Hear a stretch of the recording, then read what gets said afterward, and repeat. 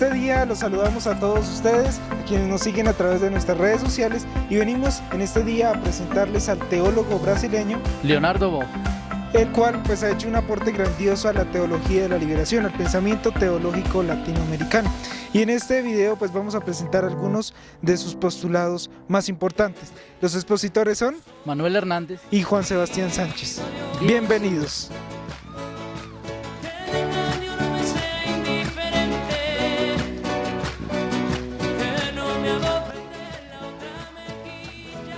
Genesio Darcy Boff, más conocido como Leonardo Boff, es un teólogo, ex sacerdote franciscano, filósofo, escritor, profesor y ecologista brasileño, nacido en Concordia el 14 de diciembre de 1938.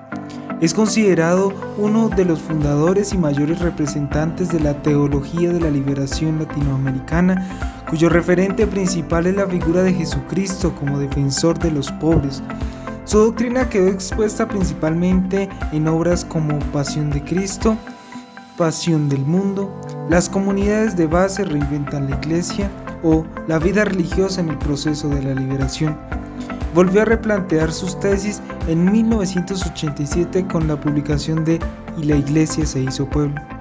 Sus problemas con la ortodoxia de la Iglesia fueron constantes y en 1991 abandonó la cátedra de teología de Petrópolis por discrepancias con el entonces cardenal Joseph Ratzinger, después Benedicto XVI. También fue sustituido al frente de la revista Voces y en Roma se impuso censura previa a todos sus escritos. En mayo de 1992 volvió a tener dificultades con la publicación de su libro América Latina, de la conquista a la nueva evangelización. Finalmente, abandonó la editorial franciscana Voces. Un mes después, renunció al sacerdocio para luchar libremente por sus ideas. Con la llegada del nuevo siglo, se convirtió en el máximo representante de la llamada teología de la ecología, una ampliación a su juicio de la teología de la liberación.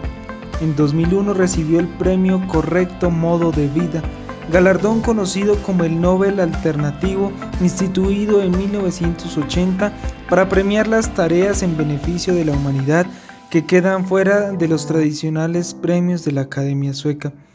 El pensamiento de Boff subraya la importancia de la opresión como lugar social del nacimiento de su cristología. Hablar de la cristología de Boff es hacer una constante referencia al Jesús de la historia. Su reflexión teológica es cristocéntrica, pero basada en la historicidad, es decir, que la salvación en la historia se dará como consecuencia de la credibilidad en el Jesús histórico. Él es el Cristo Salvador, por lo cual, conociendo su vida pública y sus actos, podremos acceder al esfuerzo salvador. El primer tema a exponer va a ser Jesucristo el Liberador.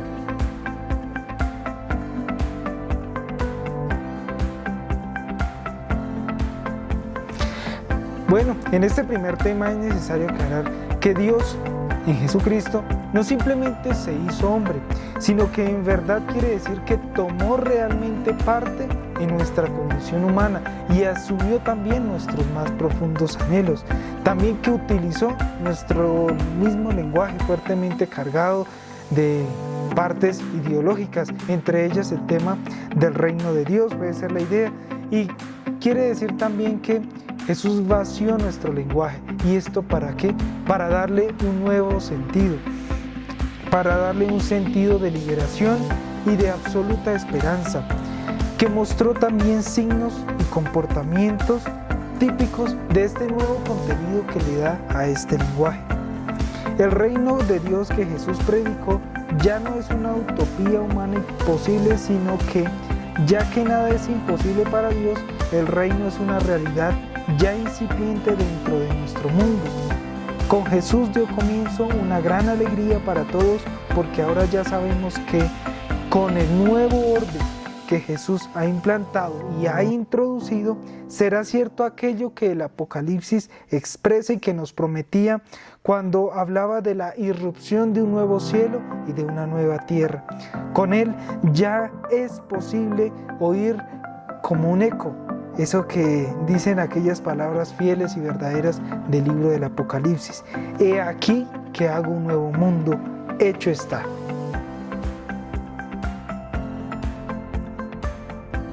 Pues muy bien, Jesús era un hombre sin prejuicios, con los ojos abiertos a lo esencial, a lo puntual, volcado hacia los demás y de forma especial hacia los más abandonados, tanto física como moralmente.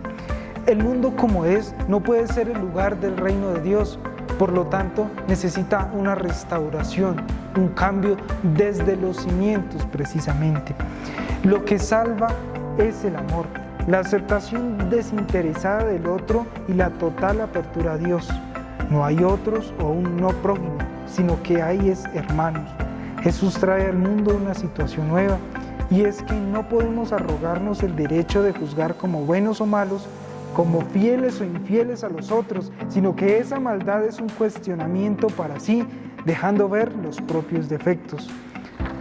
La regla de oro está precisamente en hacer al otro lo que se quiere que el otro hiciere con uno mismo.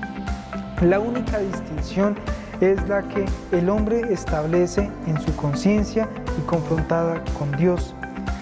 Y ojo, la participación en el culto, ya no ofrece al hombre ninguna garantía de estar a bien con Dios.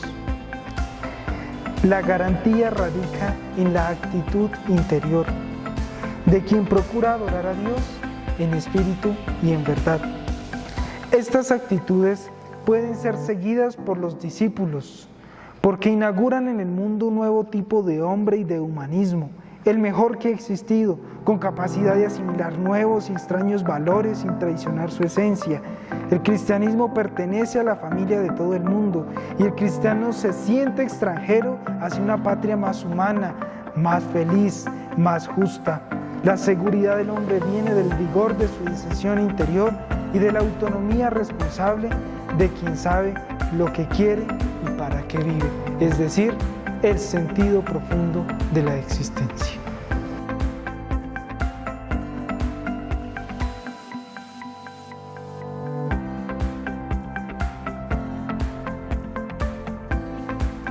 Pues muy bien, los títulos de Jesús pretendían precisamente descifrar la figura de Jesús que los apóstoles habían definido. Y estos títulos condujeron precisamente a una ruta de descubrimiento que encuentra su culmen en la plena identificación de Jesús como Dios. Y esto es definir un misterio con otro misterio. Pero esto da una ventaja en el sentido en que el misterio del hombre podemos vislumbrarlo de alguna manera, ya que el que vive auténticamente su humanidad se enfrenta a dicho misterio a cada paso. El nombre de Jesucristo entonces ya no insinúa una respuesta, sino que evoca una unidad. Y esto es Jesús al mismo tiempo Cristo, pero al mismo tiempo hombre y Dios. Son realidades distintas, pero en Jesucristo llegaron a formar una unidad, sin confusión y sin mutación. Toda cristología, y esto sí es enfático, toda cristología debe ir unida a la ética. Quien dice que permanece en Él debe vivir y obrar como Él vivió, como Él pensó, como Él sintió. Eso es identificarnos con Cristo. Identificarse precisamente no solo como cristiano, como los que hacen parte de, sino como Cristo mismo. Que Cristo, como pensó, como actuó, como vivió, en medio de su comunidad.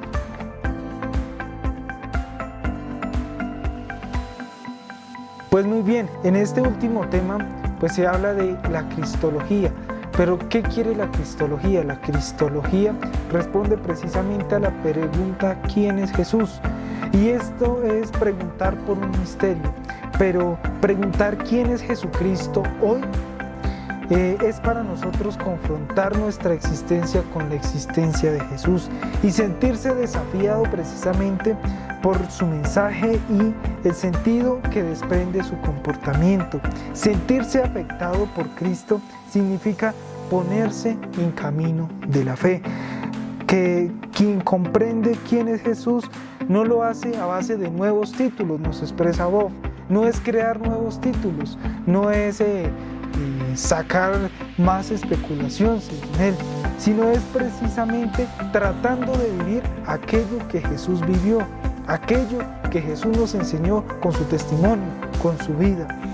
Y esto es ser aquel Cristo que prefiere a los marginados, a los pobres, a los olvidados, a los que no valen, a los que se les ha considerado sobrantes, que no discrimina a nadie, que ha aprendido a perdonar. Esto es ser revolucionario y saber mantenerse allí donde está el hombre, saber buscar al verdadero hombre. Cristo reconcilió a los contrarios y supo ser el mediador de los hombres y de todas las cosas. Cristo es la permanente y a veces incómoda memoria de lo que deberíamos ser y no somos, la conciencia crítica de la humanidad que hace que ésta no se contente jamás con lo que es y con lo que ha logrado conquistar, sino que debe caminar y hacer realidad aquella reconciliación, alcanzando un grado de humanidad capaz de manifestar la insondable armonía de Dios en todas las cosas. Esto es el pensamiento de Leonardo Boff en esta primera parte de Jesucristo el Liberador, este importante aporte que hace este teólogo brasileño de la teología de la liberación a nuestra comprensión de un Cristo hecho realidad, de un Cristo hecho hombre en aquellas circunstancias históricas de nuestros pueblos latinoamericanos y también de forma especial en nuestro pueblo colombiano. Y el segundo tema a exponer es la cristología cósmica.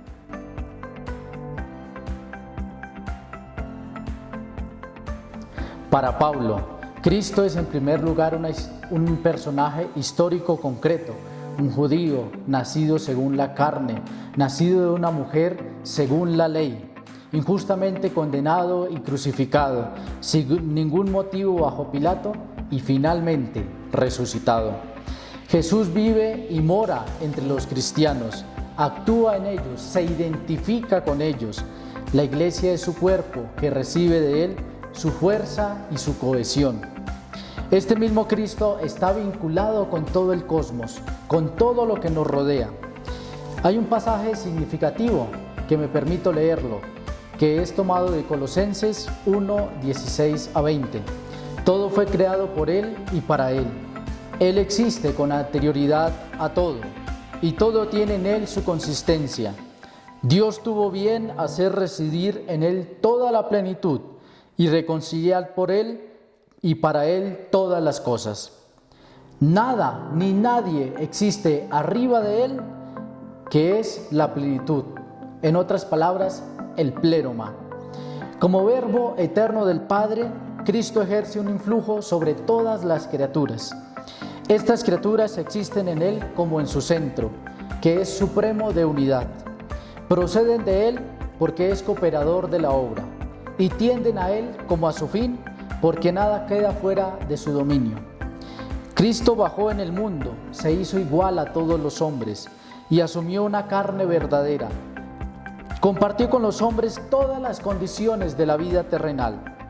Su cuerpo glorioso ahora está en el centro del mundo, como un nuevo Adán, que es espíritu de vida y fuerza santificadora.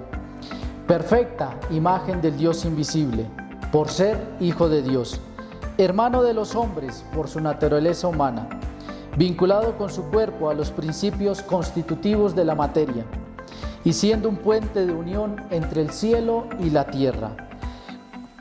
Y a través de Él, a través de Cristo, Dios Padre da su abrazo a toda la creación, animada e inanimada, para unificarla y salvarla. Este Cristo cósmico llena el tiempo, santifica y transfigura el mundo, estimula la acción para llevarnos a la madurez, a la plenitud en Él mismo, y es el fundamento del optimismo inquebrantable, porque en Él todo se puede.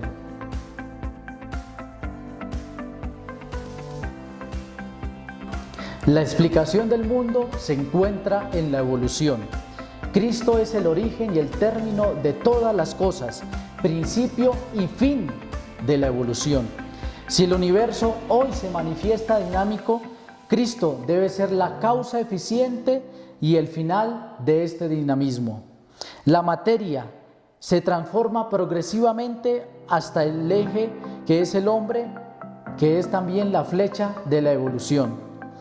En el hombre la evolución se hace consciente, la materia cobra mayor interiorización y concentración y la historia adquiere un sentido. En este proceso de evolución se da la encarnación, la muerte y resurrección de Cristo. Él es el verdadero eje y la verdadera flecha de la historia, principio y motor, alfa y omega de la evolución entera. El universo no es otra cosa que la progresiva preparación a la venida de Cristo, la evolución de la previda, la vida y el pensamiento, empalma y culmina en Cristo. Desde los comienzos, el cosmos estaba en movimiento hacia Él. No hay separación o contradicción entre el proceso evolutivo de la materia y la iniciativa divina de enviar a su Hijo. No hay discontinuidad entre el nivel natural y el sobrenatural. Cristo es el punto de llegada y al mismo tiempo el punto de partida para las etapas ulteriores. Todos los desarrollos que se realizan en el mundo, los materiales y los espirituales, dependen físicamente de Cristo, ya que Él por su humanidad está ligado a una vida de gracia y también de toda la relación y de toda la vida cósmica, que es humana y material. Y por eso la Eucaristía también se nos presenta como esa continuación de la encarnación.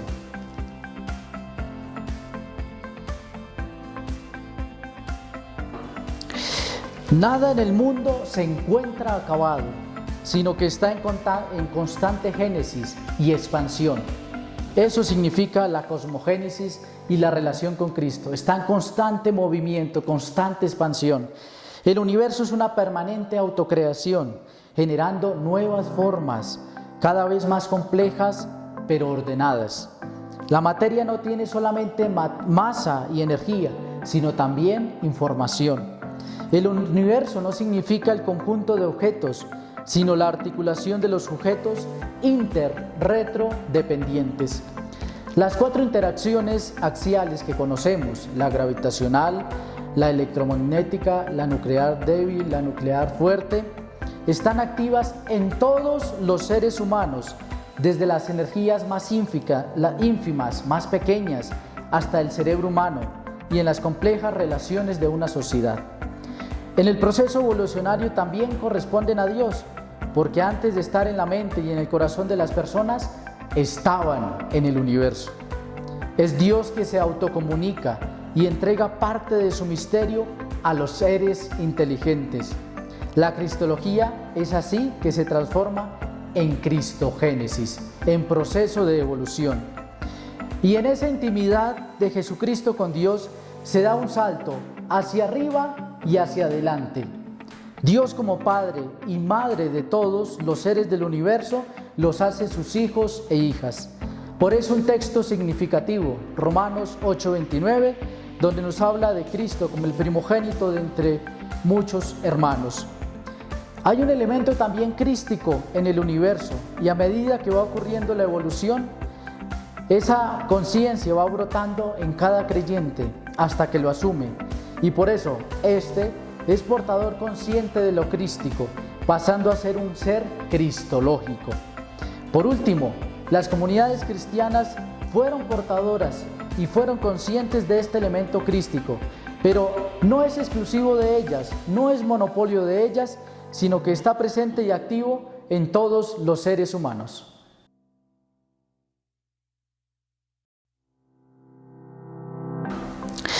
Jesús de Nazaret es un hombre concreto, en el que se reprodujo y se da la autorrevelación divina. Cristo, como ungido y predestinado, tiene la misión de irrumpir la conciencia para hacernos saber que somos hijos e hijas de Dios. Él ya existía antes dentro del proceso cosmogénico y antropogénico, por eso se habla de un elemento crístico en el universo, y así Él posee un carácter objetivo, ligado a la estructuración del mismo cosmos. El elemento crístico participa de la evolución hasta brotar en la conciencia y ser interiorizado y asumido por las personas creyentes. Cristo nace en las almas que se abren a su acción vivificadora y se dejan impregnar con sus energías. Él las transforma, las informa y las unifica. Se constituye así una comunidad entre todos los que creen, un cuerpo que recibe de Él, de Cristo, su vida y su estímulo para agrandarse y crecer hasta la plena madurez, como lo diría San Pablo. La materia, contemporáneamente, se perfecciona, ya que también la tierra es el cuerpo de Cristo y está llamada a una progresiva transfiguración. Cristo universal, un Cristo total, que es el centro orgánico de todo el universo. Cristo es el término de la evolución de todos los seres. Cristo es preparado de antemano porque se afinca en el proceso evolutivo y gracias a los lazos que unifican la realidad material y espiritual, hace llegar su influencia en todo a la naturaleza que está en movimiento. Por eso, el Cristo cósmico se convierte en la vía y en el símbolo del mismo progreso.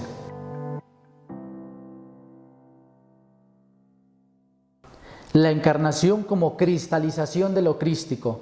Esa encarnación supone un trabajo del cosmos, generando conciencia en una gradualidad universal y de interioridad de tal manera que cuando se diera, significara un avance del todo y para todos.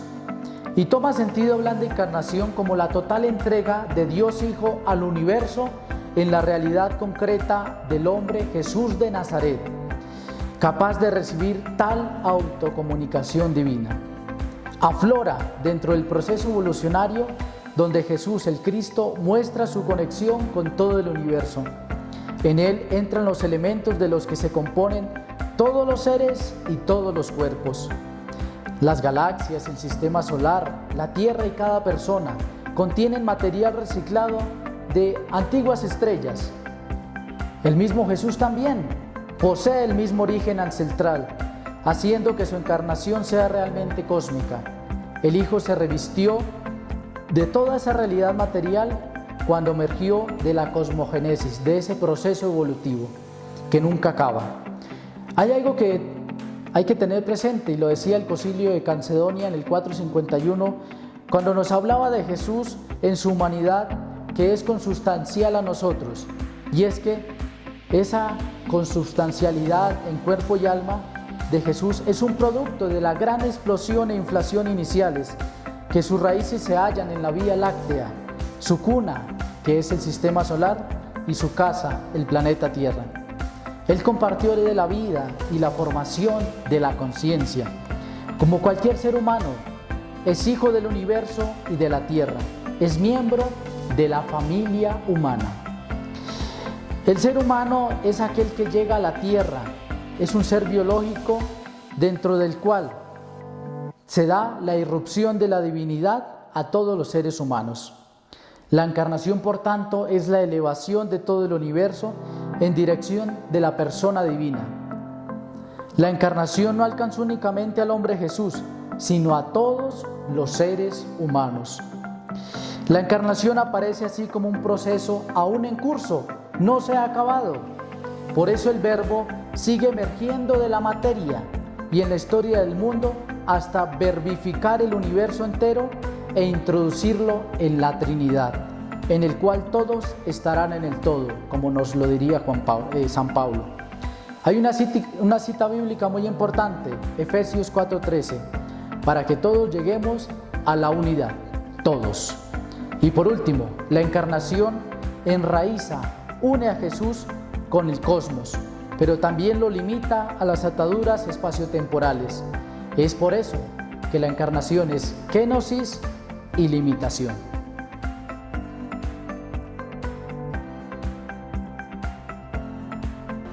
Ahora sucede lo contrario. Por la resurrección, los límites de la encarnación son totalmente ultrapasados. El Jesús histórico, que era solamente parte del universo, ahora por el evento sagrado de la misma resurrección, asume la totalidad del cosmos. y tengamos en cuenta la cita bíblica de 1 Corintios 13:45. Por la resurrección el cuerpo de Jesús asume el modo de ser de Dios. La resurrección no significa la reanimación de un cadáver como sucedió con Lázaro, sino que es la absoluta realización del ser humano de Jesús.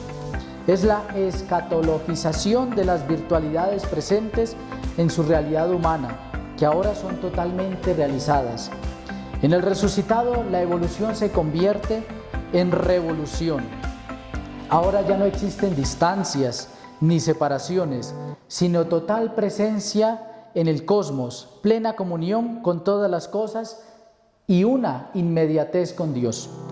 Hay algunos textos que nos sitúan a Cristo como Señor.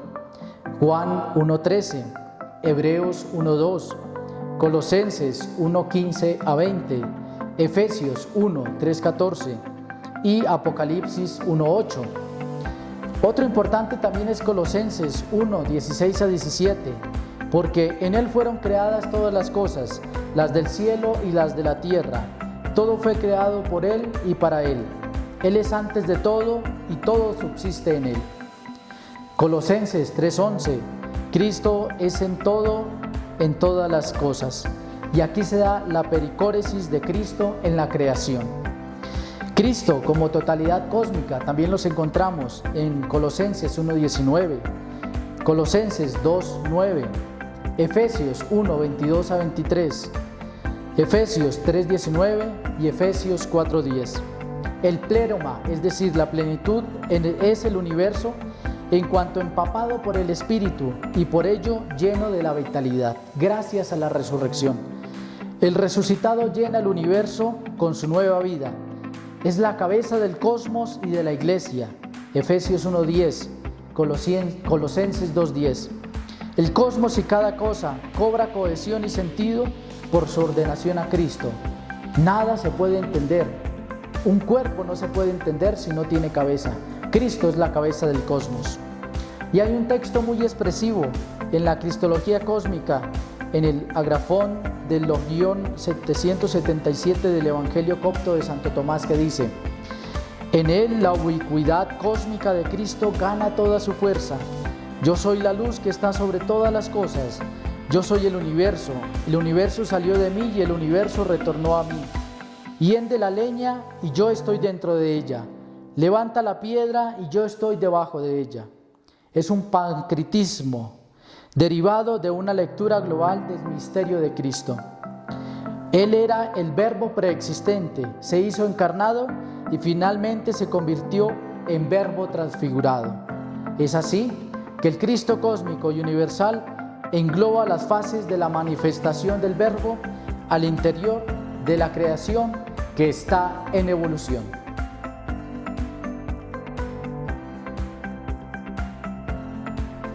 Hacia una espiritualidad cósmica, y para tener en cuenta, Jesucristo tiene que ver con el misterio de la creación y no solamente con el misterio de la redención. Los textos de Efesios, Colosenses y Hebreos y el prólogo de San Juan dejan ver que el universo tiene en Cristo su existencia y consistencia. Leonardo Boff tiene y supera al antropocentrismo, porque Cristo no interesa solamente a los seres humanos, Él está vinculado con todos los seres y con el universo entero. Supera también al eclesiocentrismo, porque Jesucristo no interesa solamente a los creyentes que se constituyen en la iglesia, tiene que ver más allá de sus inscripciones religiosas y culturales.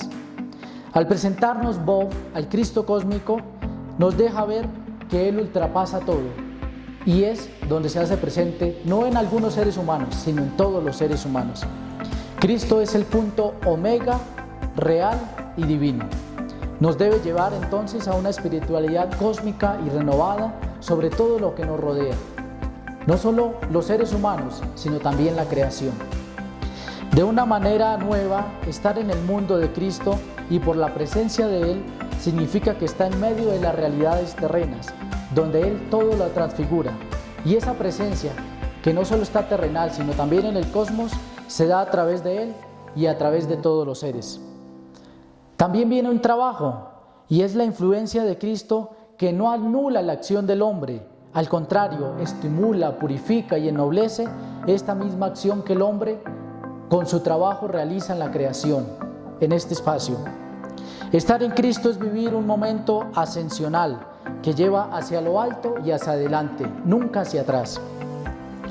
Y da un sentido a la historia y fundamenta el optimismo inquebrantable, porque recordemos que en Cristo lo podemos porque Él nos conforta.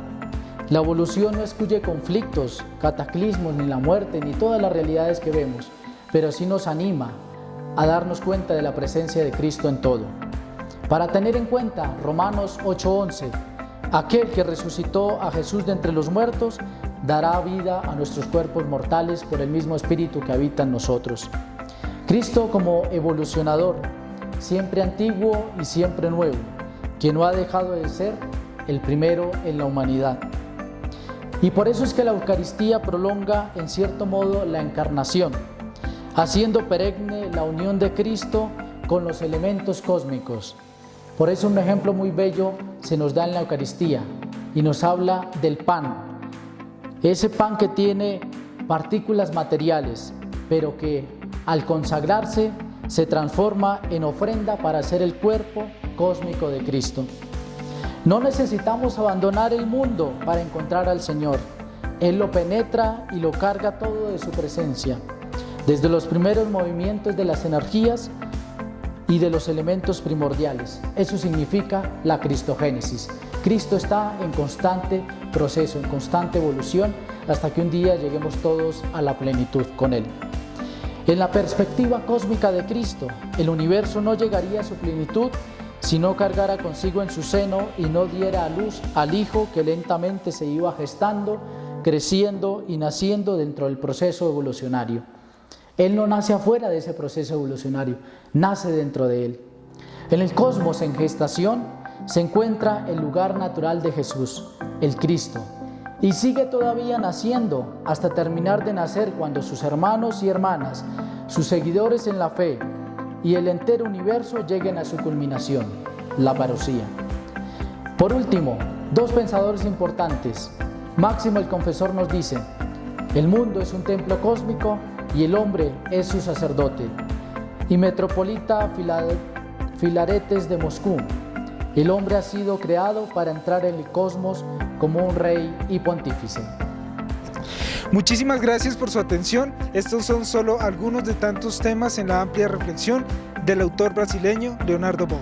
Y no olviden que el pensamiento hay que hacerlo vida. Hasta la próxima.